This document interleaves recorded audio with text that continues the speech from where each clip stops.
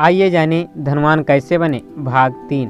मित्रों, हमने ऐसी अगणित पुस्तकें पढ़ी हैं जिनमें धनवान बनने की विविध विधियां बताई गई हैं। हमने अनेक धनी व्यक्तियों के पास जाकर उनसे धन उपार्जन के उपाय पूछे हैं, परंतु कहीं भी कोई ऐसा उपाय न मिला जिनके द्वारा बात की बात में धन कमाया जा सके।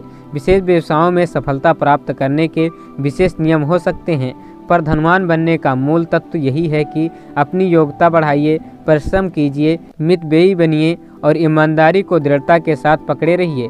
इन थोड़े से शब्दों को तुच्छ मत समझिए, इनमें लाखों विद्वानों का तत्वज्ञान और करोड़ों श्रीमानों का अनुभव कूट कूट कर भरा हुआ है। यह धनी लोग जो तुम्हें बहुत पैसे वाले दिखाई पड़ते हैं, एक दिन गरीब ही थे। जब उन्होंने थोड़ी आमदनी को सुव्यवस्था से खर्च करना सीखा तो उनके पास कुछ बचा और बचत चक्रवृद्धि ब्याज के सिद्धांत से बढ़ते बढ़ते इतनी हो गई। एक बार कुछ दुखी दरिद्र लोग मिली ब्रांड के पास ऐसा उपाय पूछने के लिए गए जिससे वे अमीर हो जाएं।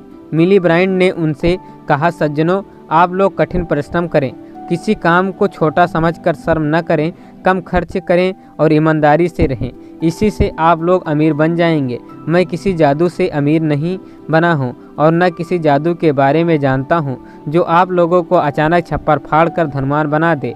यदि आप धनी बनना चाहते हैं तो उन मनुष्यों की कार्य प्रणाली का अनुकरण कीजिए जो गरीबी के साथ निरंतर लड़े हैं और अपने बाहुबल से उसे पछाड़कर समृद्धि तक पहुँचे हैं। शास्त्र कहता है कि लक्ष्मी उद्योगी सिंह पुरुषों को प्राप्त होती है, भाग्य का रोना रोने वालों को नहीं। धनी वे बन सकते हैं जो साहसी, परिश्रमी, उद्योगी और विशाल हृदय है।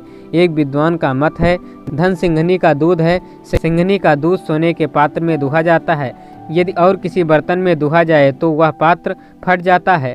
लक्ष्मी उन्हें ही प्राप्त हो सकती है जो उसके पात्र हैं। कुपात्रों को पहले तो वह प्राप्त नहीं होती, यदि मिल भी जाए तो उसे नष्ट करती हुई बहुत जल्दी चली जाती है। इसलिए जो व्यक्ति धनवान बनना चाहते हैं, सिंघनी का दूध पात्र में रखना चाहता है, उसे चाहिए कि पहले स्वर्ण पात्र बने। सुंदर भविष्य की आशा करना एक बड़ा ही उत्तम सद्गुण है।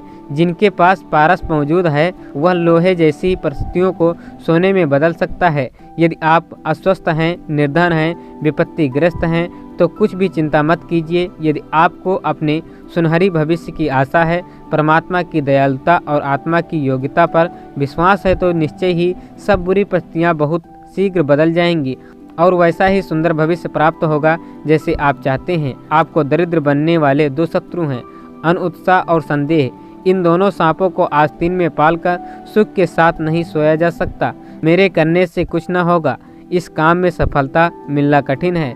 इस प्रकार की विचारधारा को रखने का स्पष्ट अर्थ यह है कि दुख दरिद्र के साथ आपकी गहरी दोस्ती है और उनका किसी प्रकार साथ छोड़ना नहीं चाहते।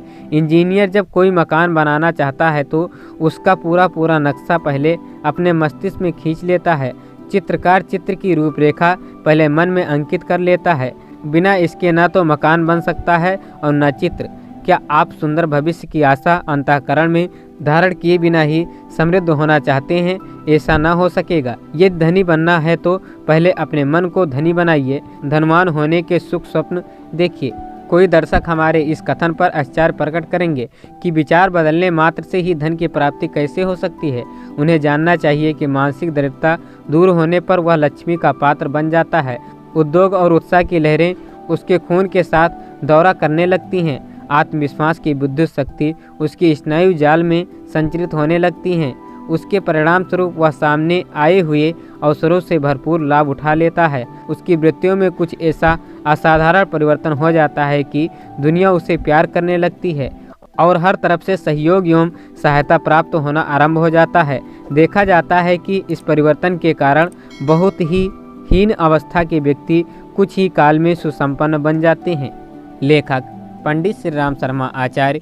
ओम शांति शांति शांति।